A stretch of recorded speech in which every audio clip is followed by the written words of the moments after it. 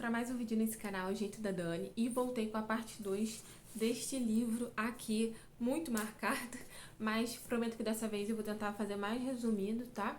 Então vamos lá.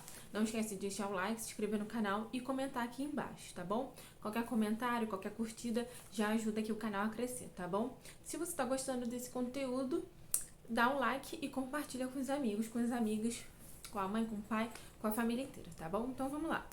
No primeiro vídeo da parte 1 que tem aqui no canal, eu vou deixar aqui nos cards, para quem tá chegando aqui agora, caiu aqui de paraquedas nesse vídeo da parte 2, volta e assiste a parte 1 da resenha desse livro aqui. O livro que você gostaria que seus pais tivessem lido e seus filhos ficarão gratos por você ler. Então vamos lá, partindo do capítulo 4, que é Criando Alicerces, igual eu falei para vocês anteriormente, ela faz, né, naquela primeira parte que eu falei pra vocês, do primeiro ao terceiro capítulo, mais voltado para nós, né, pra gente se enxergar, fazer autorreflexão. Não que o livro não faça isso até o final, faz, mas essa parte ela vai dando mais dicas, né, fazendo a gente refletir mais na criação dos filhos, né, mais focado na criança, nas teorias e no que a gente pode fazer, né, para ajudar aos nossos filhos aí ter uma educação boa, né? Aí aqui ela fala de criando os alicerces, aí ela já começa na gravidez. É um capítulo muito bom, né? Que ela fala da quando você descobre que você está grávida, até a questão, ela cita aqui breve a questão da perda da gravidez, né? E daí eu vou passando aqui que eu fui marcando as coisas então para tentar ser um pouco mais rápida e não ficar tão maçante, tão cansativo. Apesar de ser um assunto muito bom de ser discutido, mas aqui não é podcast. Daí ela fala qual é a sua tribo e tal. E daí eu marquei aqui os exercícios, né? Que ela dá ideias aqui de exercícios para mães durante a gravidez, né? E aí depois exercícios para as mães depois da gravidez. Eu tive a gravidez da Manu um pouco tensa, né? Porque como eu tinha sofrido uma perca anteriormente, então fiquei com muito medo de perder. Então a minha gravidez toda foi muito tensa. Eu acho que se eu tivesse feito esse exercício me ajudaria bastante. Acabou que eu fiz o de depois, mas foi bem legal, foi bem interessante, né? Pensar em algumas coisas aí. E aí ela vai falando, ela começa da gravidez, né? Essa segunda parte que eu tô falando aqui agora pra vocês. Ela começa da gravidez e ela vai até a fase adulta, né, da criação dos filhos. Aí bebê, a experiência, relata a experiência de parto, o laço inicial. Ó, eu tô falando pra vocês os subtítulos, tá, do capítulo 4. Que como tem umas coisas que eu quero falar mais lá na frente, eu tô sendo mais breve, né? Aí ela fala que apoio para cuidar, precisamos ser cuidados, que eu até marquei aqui pra vocês, marquei aqui a frase, mas é um subtítulo, né? A importância, que ela até conta uma história aqui, não sei se é aqui ou mais lá pra frente, né? Acredito que seja mais lá pra frente, mas eu já vou falar aqui de uma paciente que ela atendeu, que ela teve um neném e ela começava a rejeitar muito a criança. Ela não tava com depressão pós-parto, mas assim, ela não sentia tanto apego pela criança, aquela questão do afeto, sabe? E daí ela foi fazer terapia, porque ela começou a achar que isso, tipo, tinha alguma coisa errada e tal. E daí passou por médico, terapeuta, e aí ela não tava com depressão pós-parto. Só que daí, depois de um tempo, ela foi questionar, né? Ela até falou pra ela ir questionar a mãe dela, o que tinha acontecido quando ela tava naquela fase do neném dela, né? Que era pouco tempo de nascido, o que tinha acontecido. E daí a mãe dela, ela disse que já tinha uma relação ruim com a mãe dela, mas aí a mãe dela comentou que assim que ela teve o neném, no caso, essa pessoa, que ela pegou, depois que passou do resguardo, ela foi viajar com o marido. E aí deixou a criança com o babá por uns 3 meses por aí. E daí, tipo, sabe? Então ela conseguiu ver que aquilo era um problema, né?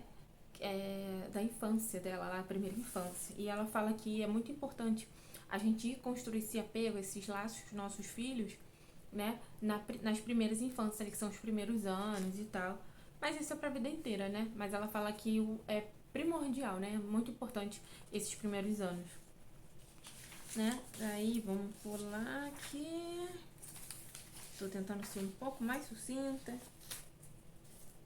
Aí a tela comenta aqui: as crianças precisam sentir que são uma prioridade para seus pais, em especial nos primeiros anos de vida. Precisam sentir que são pessoas com quem os outros se identificam e não obrigações a serem delegadas. Eu, sabe assim, você cuida do seu filho por obrigação, né? Basicamente é isso que ela quis dizer aqui. Aí tem mais um exercício. E aí ela começa a falar da teoria do apego. Eu gosto muito da teoria do apego, acho bem interessante. Eu já tinha lido isso antes, grávida da Manu, né? Um pouco sobre essa teoria do apego. E essa teoria do apego é muito, muito importante, né? Que nada mais é, assim, com as minhas palavras, é você construir uma relação de amor, de carinho, de respeito com o seu filho, né? Com a sua criança. Ela vai falar aqui dos estilos de apego. Os bebês vêm ao mundo pré-programados para formar apegos, laços com as pessoas. O fato de as pessoas desenvolverem apegos fáceis, íntimos e amorosos, apegos carentes, pegajosos e complicados, ou de terem dificuldade de criar qualquer forma de apego, ou de se enganarem dizendo a si mesmos que estão bem sozinhas, de acordo com a teoria do apego, tem origem em como os outros se relacionavam com elas quando eram bebês. Aí ela fala dos 4 estilos principais de apego, que é o apego seguro, apego inseguro, ambivalente, estilo de apego evitativo e o estilo de apego desdenhoso. Que ela vai falar, né? Tem um exercício para qual tipo de apego você escolhe. Fala da depressão do pós-parto, da importância de você procurar ajuda, né? O que pode estar acontecendo, quanto isso influencia na sua relação de apego com a sua criança. Capítulo 5, né? Condições para ter uma boa saúde mental. Eu marquei aqui também. Aí ela fala do laço, dar e receber e o vai e vem da comunicação. Ela destaca bastante a comunicação, que eu até marquei bastante coisa nesse subtítulo. Aí ela fala da importância de você ter um canal aberto com seus filhos, né? Igual eu já falei no capítulo, na parte primeira. Mas ela fala aqui também que ia expandir sua visão, aceitando que seus filhos aprendam com você e você também aprendam com eles. Tem muita gente que acha que, eu tenho mais idade, né? Os meus filhos, eu não tenho nada que aprender com os meus filhos, né? E totalmente errado isso. Eu já aprendi tanto com a minha filha, ela já me transformou tanto. Então, a gente acaba aprendendo com as pessoas que a gente se relaciona, com a comunicação, com o comportamento das pessoas, a todo momento. E não só com nossos filhos por serem mais novos, né? Daí ela fala isso aqui, né? Ela fala da relevância de você ouvir, escutar o seu filho, né? A questão do diálogo, como eu falei, já dei uma resumida antes, que ela fala também, né? Ela fala que todo comportamento, seja físico, né, ou comunicação, né, você falar mais com o comportamento físico da criança, também uma forma de comunicação que a gente precisa estar observando e tentando interpretar aquilo que a criança quer dizer, né? A gente que é mãe costuma ver a criança chorando, está chorando muito, irritada, é sono, né? Isso é um tipo de comunicação, a criança está se comunicando que ela está com sono, que pode ser um sono, pode ser um dente, pode ser qualquer outra coisa, e que a gente, por ter um apego, por estar vivenciando a criança o tempo todo, né? Quem é o cuidador principal da criança, a gente acaba percebendo essa comunicação física da criança. Ela fala, por isso é importante se permitir ser impactado pelos seus filhos. Deixes que eles influenciem você. É uma forma de dar o exemplo de como se deixar influenciar, o que é importante para que seus filhos, por sua vez, se permitam serem influenciados por você. Ela continua, ela dá até um exercício de respiração aqui bem interessante. Eu até costumo fazer isso com a minha filha, às vezes quando ela tá muito nervosa, eu falo pra ela respira, né? Que eu já costumo fazer isso quando tenho algumas crises. Então eu já falo, tenta respirar. Até a pediatra até ontem falou pra mim na consulta, isso é muito bom, isso ajuda muito. Obviamente que não vai funcionar em todo momento, né, gente? Mas a gente tenta maneiras de tentar. A gente tenta maneiras, né? A gente tenta ajudar a criança no momento que ela tá precisando, assim como a gente também. Para os bebês e crianças, nossa resposta é uma necessidade e não um desejo. Se não respondemos aos choros, olhares e brincadeiras de alternância de turnos de uma criança, se não representarmos nosso papel no dar e receber que ela nos oferece, existe um perigo de promover nela traços de personalidade e estilo de apegos inseguros e evitativos. Isso vai tornar muito mais difícil para nossos filhos ter relações funcionais. A questão dos sentimentos, né, que eu falei anteriormente, da gente estar validando os sentimentos da criança na criação. Aqui também, ó, bebês e crianças são pessoas, né? Quem nunca ouviu falar a frase, a criança não tem querer, né? Então, ela fala é aquilo que eu já falei antes, né? De você validar os sentimentos da criança, que ela fala aqui, e ela costuma falar bastante, né? Só que de outras maneiras, que é nada menos do que você respeitar a opinião do seu filho, da sua filha, né?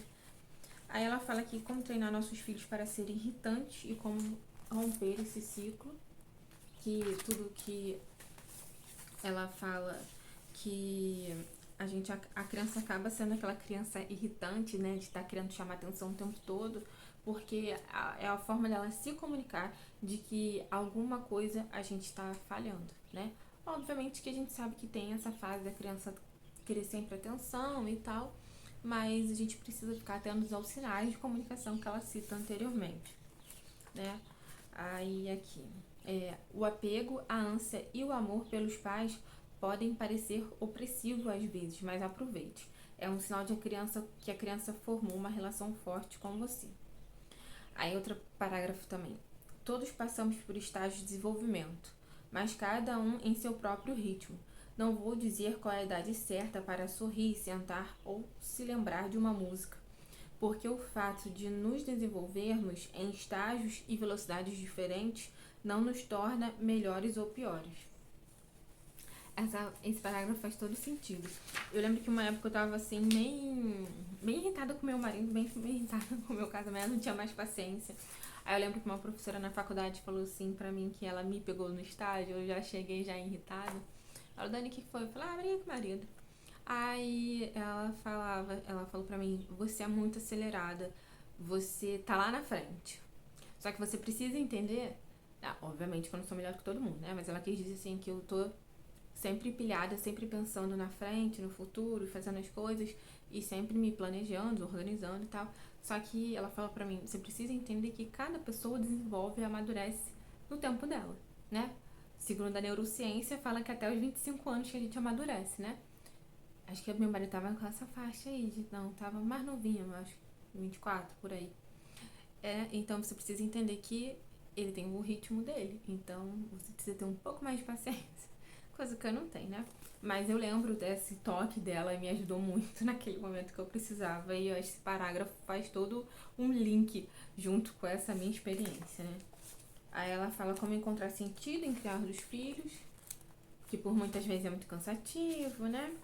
É uma fase que muita gente acha que é chata, os primeiros anos, mas que é de extrema importância. E aí ela dá... Apesar dela falar muito da criação, do que a gente precisa fazer com nossos filhos, ela acaba, igual eu falo da doutora Ana Januzzi, sempre nos acolhendo com as palavras, né? Que você vai errar, que acontece, mas você precisa consertar, que fazendo assim você evita o erro lá na frente, né? Enfim, daí seguindo, ela fala do sono, dá dicas importantes aqui de sono, inclusive, né? Esse parágrafo ela mostra também um exemplo, uma pesquisa que foi feita. Ela fala do co-sleep, que é você ir treinando o sono, incentivando o sono, que isso ajuda, né, segundo a neurociência. Incentivo, até ela dá uma dica aqui de incentivar o sono, você no lugar de amamentar a criança, você abraçar. Aqui em casa é difícil, às vezes ela fica cobrando muito o peito, né? Eu tô tentando, né? Vamos ver se um dia dá certo essa questão do não amamentar tanto e abraçar mais, né? Aí ela fala aqui que o importante é que você faça cada um desses incentivos dentro da base de conforto dos seus filhos, né? Cada um se desenvolve em velocidade diferente e tem necessidades diferentes de proximidade e seu próprio espaço. Tipo, agora eu antigamente batia no bumbum dela pra ela dormir, agora ela não quer mais. ela quer ficar quietinha no canto dela, vai pegar no sono, quer só que eu fique ali encostadinha nela, ou é o peito. Ela tá com essas duas, esses dois incentivos de sono. Aí, ela fala aqui, só pra ajudar ajudar, não resgatar, né? Você ajudar a criança nessa questão do processo dela de independência, de ir à creche, à festa sozinha, né? Aí até ela fala que assim, não sinta vergonha de seus filhos precisarem de algum tipo de ajuda quando forem adultos, por causa de algo que você fez de errado lá atrás, quando eles eram mais novos. Ficar na defensiva em relação aos nossos erros só os agrava em vez de fazê-los desaparecer. Eu vou tentar deixar essa frase aqui, porque para quem é mãe e quem é pai faz todo sentido, né? E tem outra coisa aqui bem interessante também que eu até marquei aqui. Prestar atenção aos sinais dos seus filhos, você vai conseguir acertar muitas vezes.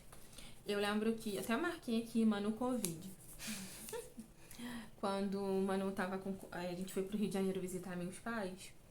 Ano passado, o Manu tava com 7 meses. Ela fez 7 meses lá. E assim que ela fez 7 meses, ela começou a ter uma febre alta, que não baixava por nada, assim, 39, não baixava por nada. Aí minha sogra e minha mãe, é dente, é dente. Falei, gente, não é dente. Doutora Januse diz que dente não dá febre. Não é dente. Não é dente. Aí eu comecei a perceber, né, de madrugada, na madrugada da febre, de um dia pro outro, aí eu comecei a perceber a asa do nariz dela batia, da respiração, né, era diferente, tava muito acelerada, porque ela tava com o nariz entupido.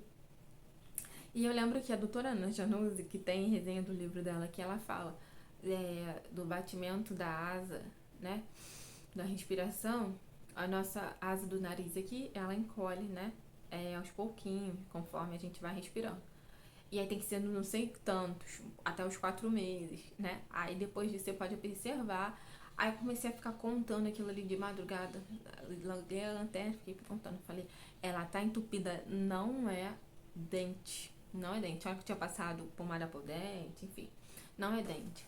Aí demorou um pouco, depois que eu me liguei isso, eu falei, assim que a gente acordava, vou acordar meu pai acorda cedo, meu pai me levar pro hospital. Aí, no caminho, indo levar ela pro hospital, eu comecei a sentir a garganta, o nariz começou a trancar e o nariz dela começou a escorrer. E ela com febre. Aí eu falei, eu vou consultar também. Porque pra mim a gente tá com Covid. Eu e ela, a gente nunca tinha pego. Meu marido pegou, cuidei do meu marido com ela com 3 meses em casa. E a gente não pegou, graças a Deus. Mas aí chegou lá no Rio, não tem pra onde correr, né? Aí a gente foi no médico, fiz o teste, tava com Covid. Aí, assim, eu me senti orgulhosa de mim. Não, obviamente, orgulhosa que minha filha tava doente, mas, tipo assim, que eu consegui identificar que a minha filha não tava bem, que era aquilo, sabe? Tipo assim, eu fiquei orgulhosa de mim. Por isso que ela fala aqui, ó, prestando atenção aos sinais dos seus filhos, você vai conseguir acertar muitas vezes. Foi isso que eu consegui acertar. Eu prestei atenção nela, de como estava o comportamentozinho dela. E eu consegui acertar que não era dente. Era Covid, meio sem teste, sabe? Assim, aquilo, eu como mãe, né? Eu me senti orgulhosa de mim, que eu consegui identificar que a minha filha não estava bem. Ela fala aqui também de brincar, que brincar é o trabalho da criança, então a gente precisa deixar a criança livre para criar as brincadeiras dela. Quando vê ela brincando sozinha, deixar ela brincar sozinha sem interromper só se for solicitado, né? Aí ela até faz um exercício aqui de criar bons hábitos para brincadeiras. Aí tem aqui resumido, não interrompa a criança. Quando a criança quiser brincar com você, comece a atividade que ela escolher. Com crianças mais velhas, não pense em obrigação de providenciar entretenimento, fazer a criança criar a brincadeira, né? Dedique um tempo para se divertir com seus filhos e as crianças se desenvolvem brincando com pessoas de todas as idades. Então vamos lá. Ó, um comportamento, todo comportamento é comunicação. Eu já falei um pouquinho de comunicação antes, então eu vou pular umas partes aqui pra não ficar repetitiva, tá? Só pra complementar o que eu tava falando, ó, ela fala aqui de novo. Seu trabalho é decifrar o comportamento dos seus filhos, em vez de dividi-los em partes boas e más. Existem questionamentos que você precisa se fazer. O que o comportamento deles está tentando dizer? Você pode ajudá-los a se comunicar de forma mais conveniente? O que eles estão dizendo com o corpo, com barulhos e com as palavras que escolhem? É uma pergunta muito difícil a fazer. Como o comportamento deles é criado junto com o seu? Então, essas questões de comunicação ajudam a você a criar com a criança, né, a forma que você interpreta ela e como ela tá te entendendo também. Aí ela fala que as qualidades que precisamos para nos comportar bem, isso serve para todo mundo. Aqui tá marcadinho os 4, né, que ela fala capacidade de tolerar frustrações, que a gente sabe que é difícil, não é fácil. Eu tenho bastante dificuldade disso. Flexibilidade, habilidade de resolução de problemas e capacidade de ver e sentir do ponto de vista dos outros. Empatia, né? Aí tem uma parte aqui que ela traz uma história de um paciente dela, né? Que aí ela traz a versão da mãe, que a mãe mandou um e-mail pra ela, aí ela responde o e-mail da mãe, que a mãe escreveu uma situação que aconteceu pra ela e mandou pra ela, porque ela é psicoterapeuta, né? Então, mais voltada pra família. Então, a mãe mandou um e-mail pra ela e aí ela respondeu. E falou pra mãe imaginar como seria a criança descrevendo aquela situação, né? Com as palavras, com os sentimentos dela. E, tipo assim, é bem forte. Eu sou muito emotiva, então eu acabei chorando nessa parte aqui, que é bem legal, né? Aí, como ela fala aqui, ó, como se fosse a Oif, né? Que é o nome da criança, no caso, aqui. Aí tem até marquinho, umas páginas aqui. Que ela fala da mãe, que a mãe tá sempre pensando o que pode acontecer no futuro, e às vezes não presta atenção nela, ali no momento presente, né? Aí depois, mais pra frente, ela fala investir seu termo de forma positiva agora, em vez de negativamente depois, né? Educar os filhos sempre consome tempo, é melhor dedicar esse tempo de forma positiva, prevenindo problemas do que negativamente depois que os problemas já tiverem surgido. Se você agir de maneira acelerada demais para o ritmo da criança, se não verbalizar seus sentimentos para ela, se não lhe der avisos sobre os seus planos, se não a incluir em nenhuma tarefa, vai acabar passando o tempo que pensou ter poupado dando bronca nela. E faz todo sentido, né? Aí ela fala de quando as explicações não ajudam, que é você falar que a criança tá fazendo aquilo para chamar atenção, que ela tá te manipulando, que ela sabe fazer as coisas para te irritar, que tem alguma coisa errada com elas. Aí ela vem falando até que ponto os pais devem ser rígidos, que ela até cita que é ser rígido, ser permissivo ou colaborar, né? Outra parte aqui importante também que ela fala, às vezes, quando os pais são tão determinados a não repetir a criação autoritária que tiveram, podem oscilar demais no sentido oposto e não dar nenhum limite para os filhos. Se você parar para pensar em casos assim, já vi bastante, ainda estamos mais reagindo aos nossos próprios pais do que agindo de acordo com a situação que está à nossa frente agora. Né? Aí ela fala em seguida do método colaborativo, que eu até marquei aqui, que é defina um problema a partir do seu ponto de vista, encontre os sentimentos por trás do comportamento, valide esses sentimentos, busque soluções e siga o plano, repetindo os passos se necessário. Esse método colaborativo é muito interessante, muito bom de ser feito. Eu tento sempre fazer aqui em casa. É fácil? Não, é difícil. Né? Porque a gente acaba tendo que mudar muito mais a gente mesmo do que a criança que está aprendendo agora, né? Então a gente tenta ver um jeito de falar que seja melhor para manter esse método aqui, né? E para tudo, né, gente? Tudo que eu falei aqui sobre esse livro serve para todas as nossas relações da vida. Ela aqui fala mais sobre a birra, né? Que ela fala, a birra não é uma escolha, é apenas uma consequência daquilo que já aconteceu. Essa parte tem bastante coisa marcada, que eu queria muito ler pra vocês, mas vai ficar muito grande, né? Daí ela fala da questão da birra, que a birra é como se fosse a ponta do iceberg, né? A birra, no caso. Acho que eu falei certo. A birra, no caso, é a ponta do iceberg, né? Então, é a consequência de tudo aquilo que provavelmente já aconteceu antes e acabou passando despercebido, ou alguma frustração que a criança não soube lidar, e por assim vai. E ela vai dando várias dicas pra gente refletir, né? No lugar de reagir, fala de se às vezes você tá chegando no ponto do seu limite, é bom sempre você se afastar da situação. A Maia também fala isso no livro dela, né? Os choramingos, as mentiras dos pais. Vou tentar pular aqui essa parte. A mentira dos filhos, ela fala até da importância da gente como pai, pais, né? Não mentir para nossos filhos, porque a gente acaba, o dia que a criança descobrir, pode ser que cause um trauma em alguma situação, né? Que seja, tipo, vamos supor, você mentiu que seu filho é adotado, a criança não sabe, e às vezes a criança lá na frente vai descobrir, e aí você acaba estragando toda uma relação de anos que você construiu, né? Ó, às vezes a mentira de fantasia é uma forma que a criança encontra de se reconfortar e devemos, assim como em todo comportamento anômalo, observar com atenção para entender os sentimentos por trás daquilo, em vez de condená-la por mentir, que ela já fala a questão da criança estar mentindo, né? Que a criança está mentindo, provavelmente tem um algo a ser observado, um sentimento por trás daquilo ali. Limites, defina suas perspectivas e não a dos seus filhos. Igual eu falei, isso aqui eu tenho feito bastante aqui em casa, que é tentar explicar pra ela como eu tô me sentindo. É tipo, mano, o momento tá ficando sem paciência, não, tô dando um exemplo, né? A gente precisa fazer tal coisa, senão vai acontecer isso. E ela entende, né? Por mais que ela seja pequenininha, ainda ela já tá começando a entender bastante.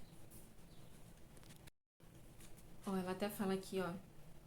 Mesmo que a criança não tiver aprendido a falar ainda, que a Manu ainda tá monossilábica, né? Falando com um tom firme e gentil e a removendo fisicamente do que estava fazendo, você vai ensiná-la pouco a pouco que desaprova aquela conduta. E na insistência, né, gente? Porque você vai falar uma vez, a criança vai entender, né? Igual rabiscar a parede. A parede do quarto dela tá toda rabiscada. Eu limpo, já falei que não. Quando ela começa a fazer, eu retiro ela, falo que não pode fazer, que ela para rabiscar o papel, o livro de desenho, né? Continua fazendo? Continua. Mas é uma constância, né? É igual o cachorro. O cachorro não aprende a fazer xixi no lugar certo. Faz aqui, de uma hora pra outra. Assim é a gente, né? Pra gente passar fazer um Enem, a gente precisa estar praticando aquilo. Então, a prática constante leva à perfeição, né? Aqui, já mais pro final do capítulo, ela tem um parágrafo bem interessante aqui que eu vou ler pra vocês. Uma criança é respeitada sendo ouvida e tendo seus sentimentos levados a sério. Tem menos inclinação a agir por frustração e é mais propensa a querer se dar bem com você e ter empatia. Uma criança que não é muito escutada será mais exigente.